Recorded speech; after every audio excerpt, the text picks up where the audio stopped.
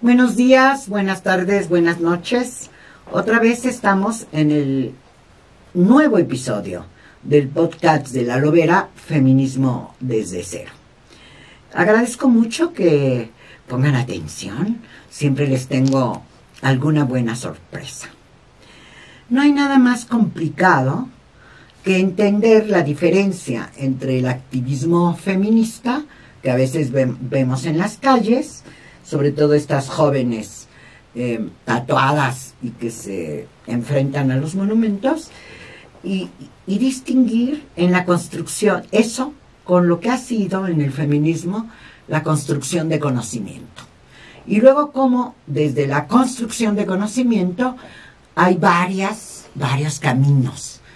Uno, para las feministas, yo creo que estarían de acuerdo conmigo, muchísimas, y no solamente en México, en todo el mundo, cómo han sido fundamentales los libros creativos, o sea, la literatura, el arte de contarnos las cosas.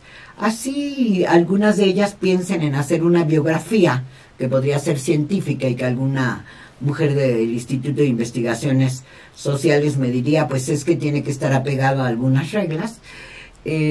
La manera placentera de leer las historias desde mujeres con mirada feminista es un verdadero aprendizaje. Así que hoy está conmigo Hortensia Moreno Esparza, que oficialmente se desempeña en la Universidad Nacional Autónoma de México en una cosa que no sé si todas y todos ustedes sepan que existe, que es el Centro de Investigaciones y Estudios de Género de la UNAM, donde se construye conocimiento sobre la condición social de las mujeres y también de los hombres, o frente a los hombres. Hortensia, que es una mujer otra vez de mi generación, más o menos, luego ya no me gusta decirles mi edad. Hortensia, además de todas las cosas académicas que ha hecho estudios, ha sido profesora, ha sido investigadora, ha tenido reconocimientos como un premio que se llama a su tesis, a una de sus tesis, que se llama el premio Sor Juana Inés de la Cruz. Sin embargo, ¿desde qué lado ha hecho la academia?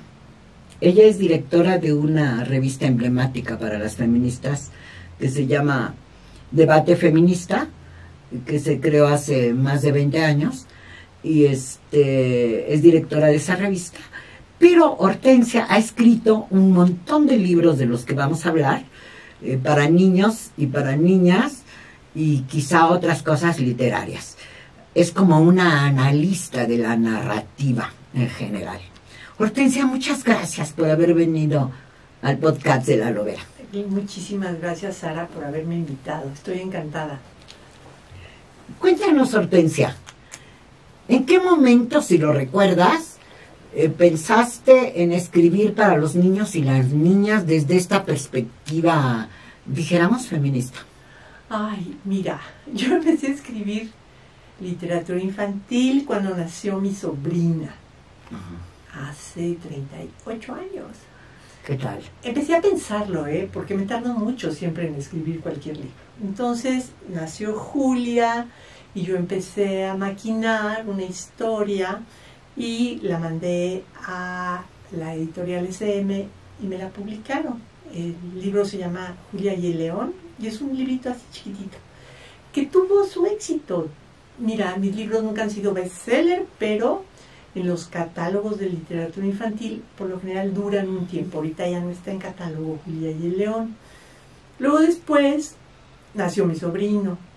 Yo creo que el libro salió cuando Julia ya sabía leer, tendría como 5 o 6 años, y el sobrino que nació un año después de Julia, que se llama Rafael Alejandro, inmediatamente dijo: tía, ¿y a mí no vas a escribir un libro? Y entonces, bueno, escribí El cuaderno secreto para Rafael Alejandro. Y luego después, un día se me metió en la cabeza, por alguna extraña razón, que yo quería escribir una novela de aventuras. Porque las novelas de aventuras, pues siempre me encantaron. O sea, me parece una de las de los géneros literarios más divertidos, más emocionantes. Yo de chica leía pues novelas de aventuras. Pero tú estarás de acuerdo que uno entra a la literatura con esos libros de manera increíble, ¿no? Yo leí Tarzán, todos los libros tenía mi papá. Fíjate, bueno, así.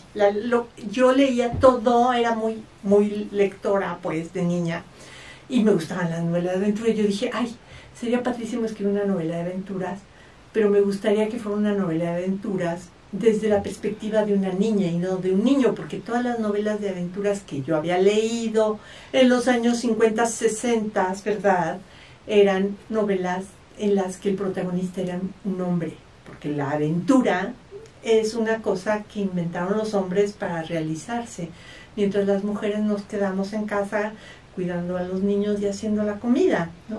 Ya para esas alturas de mi vida yo ya era muy, muy feminista, ya estaba realmente en el tono feminista y dije, ay no, una novela de aventuras que tenga el punto de vista de una niña, y me puse a pensar cuál es la aventura de las mujeres, de qué se trata eso de hacer una aventura si eres una mujer. Y entonces fíjate que tuve un descubrimiento, así una epifanía, y yo dije, ay mira, el feminismo es la aventura de las mujeres. ¿Qué tal? Es decir, el feminismo es esa situación en la que históricamente las mujeres se salen del lugar en donde están y arriesgan la vida. Por eso mi novela se llama Vida en Peligro, porque estoy pensando en estas mujeres que a finales del siglo XIX, en toda Europa, pero bueno, de manera mucho más sobresaliente en Inglaterra y también en Estados Unidos, forman ese movimiento que se llamó el sufragismo, que consistió en manifestaciones masivas de miles y a veces de cientos de miles de mujeres en la calle que querían reclamar el voto. Como las inglesas, ¿no? Que fueron muy impresionantes. Así, y que además se enfrentaban a la policía montada, y las perseguían y las llevaban a la cárcel, y en la cárcel las alimentaban a la fuerza porque hacían huelga de hambre. Ajá. Y bueno, y yo dije, es que eso es verdaderamente una aventura, es decir, es una situación histórica en la que una persona decide arriesgar la vida por una finalidad que es, pues sí, que es superior a la realización de la vida cotidiana. Y ahí es donde yo creo que pues se me vio más claramente el asunto feminista, porque bueno, ¿cómo te explico? Cuando eres feminista, todo lo que escribes es feminista, ¿no? No te lo puedes quitar. Y a veces lo que hablas, ¿no? Hasta, de lo sí, que dices. Me acuerdo de tu ponencia esa en Monterrey, maravillosa, diciendo, bueno, las mujeres están borradas, pero por la historia. Así ¿no? es. Entonces, bueno, allí seguí, luego escribí esa... Fíjate que el fantasma claustrofóbico, que es el siguiente libro... No, pero espérame. De aventuras está desde tu perspectiva, que tienes mucha experiencia haciendo análisis, has analizado hasta el discurso del boxeo, ¿no? Sí. ¿Cómo para qué edad? Pues mira, yo la pensé como para niñas de 15 años. Ajá. La escribí, se la llevé a mi editora, en ese momento se convirtió en mi editora, Karen Koyman, la editora de Castillo en ese momento. La vio y me dijo, no, es que tú no estás entendiendo cómo es el mundo ahora. Esta es una novela para niñas de 11 o 12 años. Yo las estaba como saliendo de la secundaria, y en realidad iban a entrar a la secundaria. Ahí ella me la organizó. Tener un editor es una maravilla. O sea, tener una persona que te lee y que además tiene una experiencia maravillosa en términos de literatura infantil y juvenil, que esa es Karen Koyman. Esa interlocución me permitió hacer ese ajuste, y en ese momento dije, bueno, a mí qué me importa qué edad tienen las niñas, o sea, si son más chiquitas mejor, ¿no? Ajá.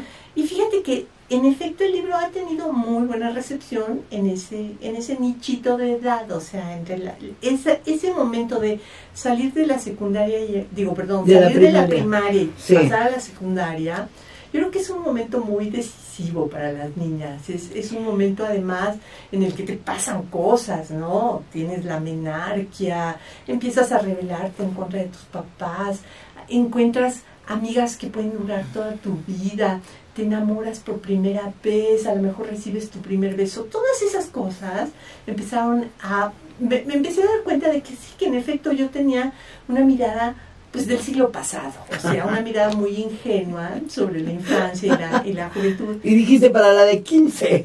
¿Cuál 15? No, las de 15 ya están en otro planeta. Y dime, Hortensia, esta literatura que tú haces, que ahora hablamos de otros de tus libros, pregunto, ¿hay una corriente en México que escriba para los niños y las niñas? Fíjate ¿O que qué tal? Yo no sé si hay una corriente, porque yo no estudio la literatura. Está bien. Lo que sí sé es que hay un nicho de lectores. Esto me lo enseñó otra de mis editoras, que se llama Pilar Armida. Pilar Armida es también una editora muy, muy inteligente, y ella lo que se dedica es a estudiar, vamos a decir, el mercado editorial, y se dedica a estudiar la literatura infantil y juvenil, y ella vio la importancia que tenía en este momento, digamos, en el que estamos ya en la segunda década del siglo XXI, ¿no? Pero vamos a decir desde la primera, desde los años de 2010 a 2020, digamos, que es cuando yo la conocí y entré en contacto con ella. Ella inmediatamente se dio cuenta de que realmente hay un público potencial entre esas generaciones que están creciendo, ¿no? Y que además la vía de entrada a ese público es la escuela. Entonces, por allí yo entendí que hay verdaderamente una necesidad, es decir, que hay una hambre de literatura que por lo general en México tenemos mucho la tradición de que si hay un buen libro en Estados Unidos, en Inglaterra, en Francia, lo traducimos y lo publicamos aquí, lo reciclamos. Pero literatura que se produzca aquí, pues se necesita precisamente un impulso editorial, y eso es lo que han hecho las editoriales mexicanas de literatura infantil. Y con dirigencias femeninas. Además, yo creo que muy importantes dirigencias femeninas. Yo aquí te digo dos nombres, Karen Koyman, Pilar Armida. Ellas dos han sido verdaderamente decisivas en producir esta literatura que viene de autoras y autores también mexicanas, que estamos viviendo aquí, que hablamos además en mexicano, ¿no? Muy importante. ¿Y tú crees que esa es una entrada también, además del gusto de la literatura, que me parece que hay que rescatarlo a capa y espada, también es una entrada para que las niñas no le tengan miedo al feminismo ni a su propia libertad?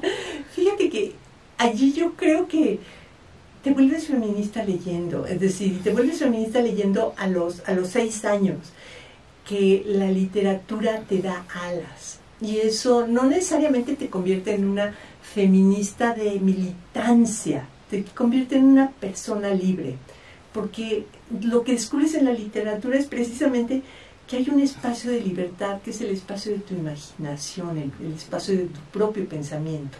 Entonces, a mí me parece que sí, que eso, independientemente de que el libro que estás leyendo sea o no sea así tan etiquetadamente feminista, yo creo que el hecho de leer un libro, una novela, ¿no?, a los 11 años, a los 10 años, a los 9 años, te hace crecer tus alas.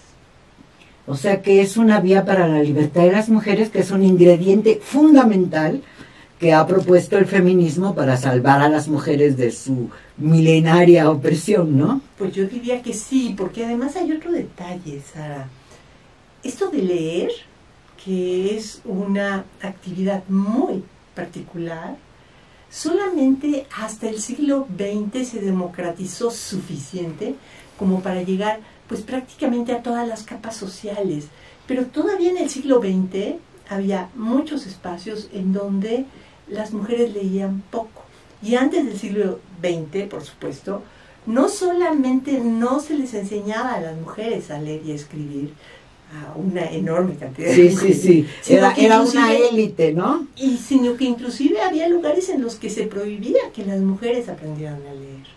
Entonces, lo que tenemos como evidencia histórica también es que el hecho de que las mujeres tengan contacto con la literatura, por un lado en calidad de lectoras, pero también en calidad de escritoras, ha marcado una diferencia en las vidas de las mujeres a partir, yo creo que del siglo XVIII, pero bueno, de manera muy marcada en el XIX, en el XX y en el XXI. Sí, porque Sor Juana solo hubo una, ¿no? Así es, ¿no? sí, Sor Con Juana, sus 3,000 libros. Claro, ¿no? y piensa cuántas mujeres en ese siglo, en México y en el mundo, no sabían leer.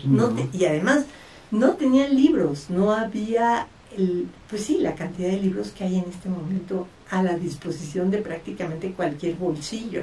Me gusta mucho que digas eso, Hortensia, de que la lectura, la literatura, el leer y disfrutarlo y meterlo en el cuerpo y estar inquieta. Yo, mientras hago el podcast, he dejado en mi buró la historia de las 4 hijas del último zar de Rusia, de las hermanas Kamarov, o no sé cómo es el apellido, que es muy impresionante la investigación. Estoy como inquieta porque ya quiero ir a ver qué pasó con Olga.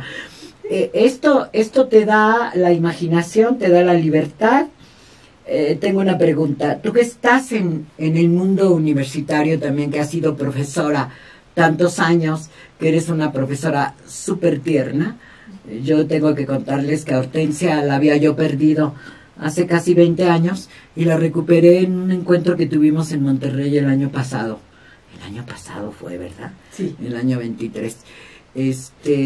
Encontré en ella esta parte sustantiva de comunicar estas cosas que van más allá de la militancia y del activismo, que significan estas cosas creativas. En la universidad tenemos, ¿cómo harías el balance? ¿Las universitarias leen o solamente se instruyen para pasar el examen y sacar el doctorado? A ver, ¿cómo te explico? Las universitarias es una masa inmensa en la que hay, te aseguro, todo tipo de personas. Mira, en el año 2000 pasó un fenómeno súper interesante, que es el de que la matrícula de la Universidad Nacional Autónoma de México dio este giro en el que antes la matrícula era, bueno, por supuesto, al inicio del siglo, bueno, mayoritariamente masculina. Sí, claro. 90% de las personas que estudiaban en la Universidad Nacional eran hombres, y a lo mejor apenas el 10%, y así va creciendo, hasta que a finales del siglo pasado medio se empareja, y en el año 2000 da el giro y se feminiza la matrícula. ¿Quiere decir que hay más mujeres que hombres en la universidad? Inscritas, estudiando en la universidad. Quiere decir que leen más, es de esto que estamos hablando, en teoría. Pues vamos a decir que hay una apertura para que las mujeres estudien. Estudiar no se puede concebir, yo no lo puedo concebir, estudiar sin leer, por supuesto, ¿no? Claro. Y bueno, pues hay de todo. Hay mujeres que estudian literatura, ¿no? Letras, de todas las letras que hay, y hay mujeres que estudian filosofía, y hay mujeres que estudian historia, pero también hay mujeres que estudian física, ingeniería, matemáticas, y por supuesto, pues un montón de mujeres que estudiamos sociología, periodismo, derecho, ¿sí? Entonces, estamos por toda la universidad. Desde luego, de manera bastante segregada todavía, es decir, la mayoría nos concentramos en las carreras todavía femeninas que les llaman, ¿no? Enfermería, química, filosofía. Así es, y letras. Por eso filosofía y letras, claro. Y poquitas en ingenierías, ¿no? Todavía la brecha de las mujeres que pueden entrar a ingeniería, pues es muy grande. Hay algunas carreras en la UNAM y en el Poli también, en el territorio de las ingenierías, que no tienen ni siquiera 10% de mujeres. ¿Qué tal? Qué interesante. Todavía. ¿No? Entonces, bueno, yo hablo poco con las ingenieras. Tengo varias amigas ingenieras que además son bien feministas, así tremendas, con las que yo realmente quiero tener una conversación para ver cómo ha sido su vida de ingeniera, ¿no? Porque es difícil meterte en el libro. Pero lo que yo te podría decir es, bueno, a las mujeres que yo conozco en la universidad, las que son mis amigas, las que están cercanas, pues somos como un club de lectura, nos la pasamos intercambiando libros. Oye, ya leíste te lo presto, te paso el PDF, o sea, porque no sé, encontramos allí pues un espacio también de conversación, de interlocución muy importante. Entonces, creo que en el ambiente universitario, por lo menos en el que yo me muevo, la literatura tiene un lugar muy, muy importante. Eso no quiere decir, ¿verdad?, que podamos dedicarnos todo lo que quisiéramos, nada más. No, porque es un placer, entre otros placeres del mundo, ese es fundamental. Alguien me preguntaba no hace mucho que cómo yo me hice periodista. ¿Tú sabes? No. Fíjate que fui a una casa, no te voy a contar por qué fui a la casa, pero fui a la casa del director de la Escuela de Periodismo, Carlos Septién García. Por una casualidad era mi vecino. En mi casa había un librerito chiquito con la historia de Tarzán, que ya te dije, de Alegre, de la historia del ahorcado, esas cosas que le gustaban a mi papá, que no se podían tocar, que tenías que lavarte las manos, y estaba con llave. Entonces yo voy a esa casa y lo que veo es una inmensa biblioteca abierta. Y yo pregunto, ¿y de quién es esos libros y a qué se dedica? Pues son de mi papá y es periodista. Y ahí, fíjate, mi vocación la decidí por el montón de libros, aunque no me creas, porque tú me has leído, quizá me has corregido algún día, quizás has leído algo como yo digo, las personas que leen tu original saben de ti más que tú misma, ¿no? Y yo decidí ser periodista y no me arrepiento porque las aventuras de la búsqueda periodística te dejan tiempos libres sabrosos, viajas mucho y tienes horas en los aviones. Y yo empecé a leer eso a los 15 años de manera sistemática. Y entonces me encantan las mujeres. Ahora que veía tu currículum, y esa historia esa del boxeo me saca de onda. Y la enorme cantidad de libros para las niñas, ¿no? Para los niños, a qué te has dedicado, pero ¿cómo le haces? ¿Escribes, creas y haces investigación sociológica? No se puede hacer las dos cosas, te voy a decir una cosa. Mira, yo me di cuenta tarde, como siempre que uno comete un error terrible, ¿verdad? Sí. De que la literatura es una amante muy celosa, muy, muy, muy celosa. Entonces, cuando te dedicas a la investigación científica, estás traicionándola, la dejaste, y volver a enamorarla te va a costar mucho trabajo. Ahorita yo estoy padeciendo una cosa que se llama el Writer's Block. Desde 2018 no he vuelto a publicar un libro de literatura. ¿No has escrito? ¿O has escrito pero no has tenido tiempo de concluir? Estoy escribiendo, tengo 8 proyectos empezados y no puedo terminar ninguno. Y estoy batallando mucho. ¿Por qué? Bueno, porque para la literatura se necesita mucha concentración, se necesita un estado de ánimo muy particular. Y la academia te lo roba, la academia te lo confisca, porque la academia exige también mucha concentración y tienes que estar leyendo y tienes que estar pensando. Es como un clic diferente. ¿Y también te quitó en esos 8 años el tiempo Debate Feminista? Bueno, esta gran revista que ha sido para el movimiento, bueno, para quienes quieren conocer, sigue siendo muy internacional, sigue teniendo muchas traducciones, ¿o no? Mira, Debate Feminista, que la fundamos con Marta Lamas en 1990, o sea, sí, señora, el sí, señora. año que viene vamos a cumplir 35 añotes de Debate Feminista. En su primera época, o sea, de 1990 a 2015, fue una revista muy libre, una revista que la hacíamos como se nos pegaba la gana. Claro, porque se hacía en casa de Marta, era el grupo, Marta la patrocinaba. Ajá, de alguna manera. Totalmente, ¿no? Totalmente, bueno. Es una revista a conseguir anuncios de ministerios del gobierno y esas cosas. Sí, pero... sí, y de librería sobre todo. El otro día la estaba viendo y les quiero decir al público que Debate Feminista ha sido fundamental para el desarrollo del pensamiento y del conocimiento de las mujeres feministas, no solo académicas, sino de las políticas.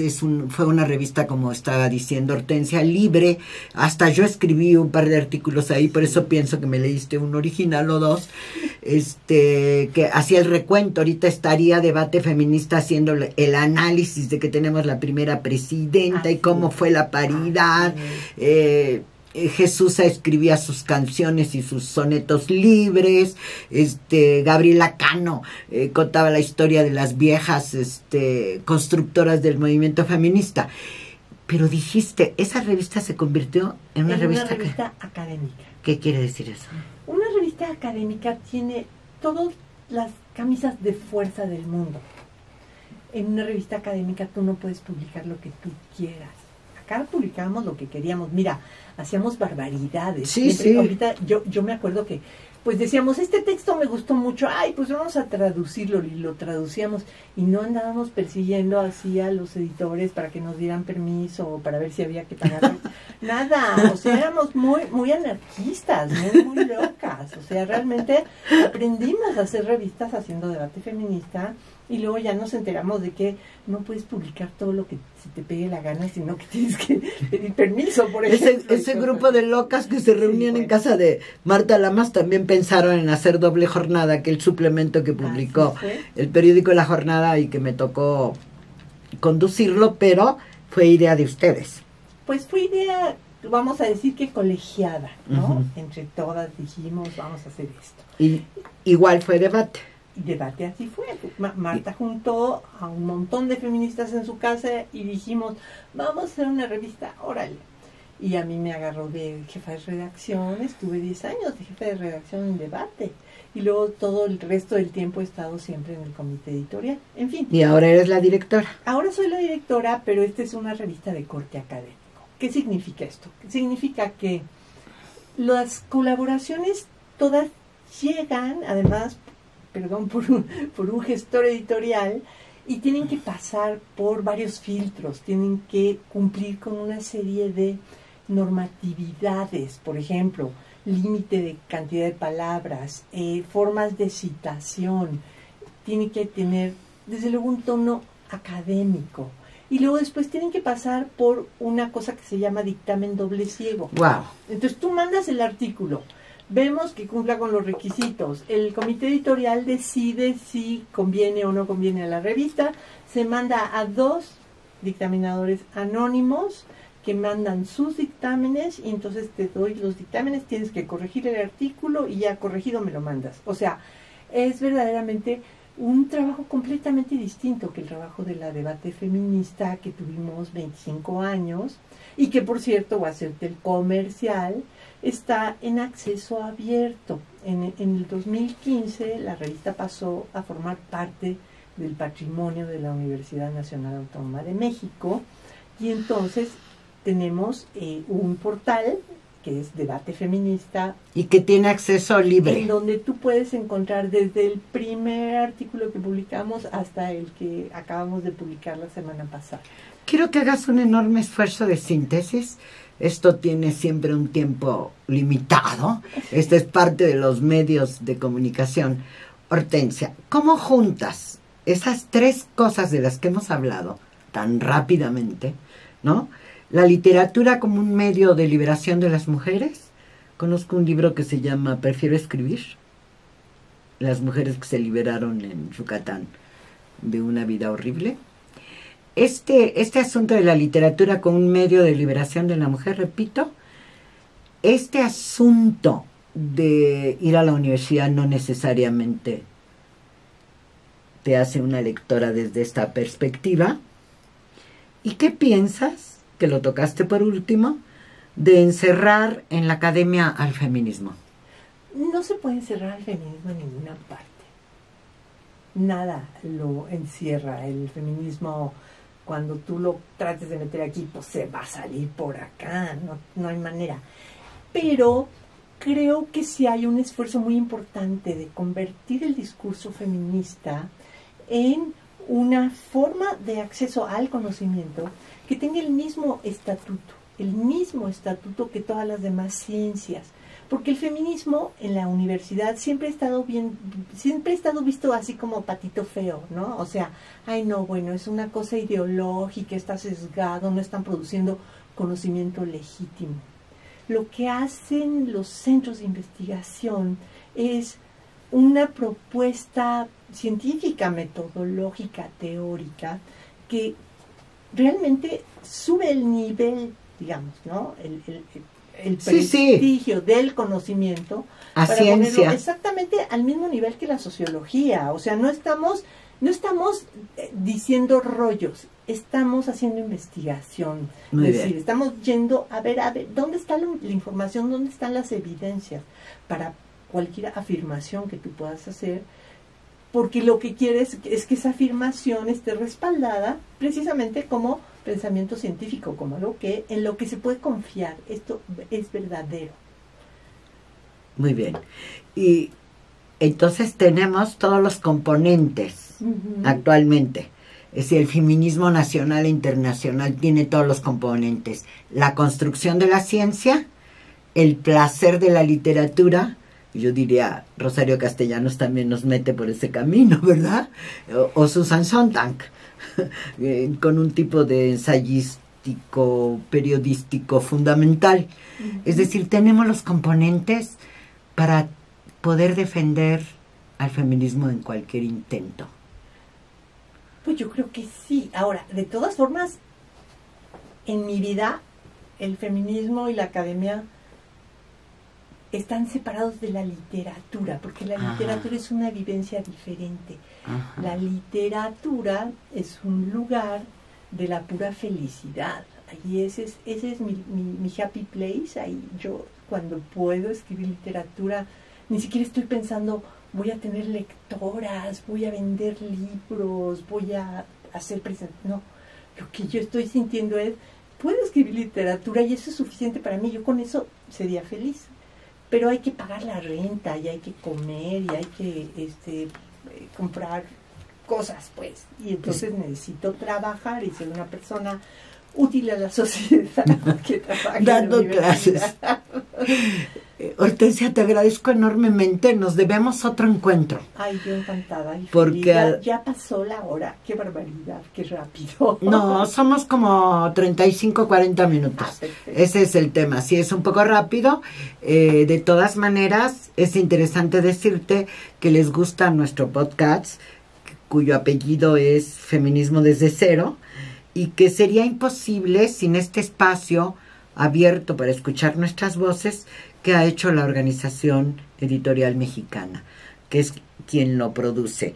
Y quien está haciendo la transcripción tecnológica y real es Natalia Castañeda Páez, muchas gracias, y Hanani Araujo Santamaría, que además editan. Y tengo que decir que Pablo Sánchez Rivera nos ha estado filmando y que seguramente hay quien nos está viendo ahora en el YouTube. Nos vemos en el próximo episodio del podcast de La Lobera. Otra vez gracias. Gracias a ti, Sara. Yo feliz de estar aquí contigo.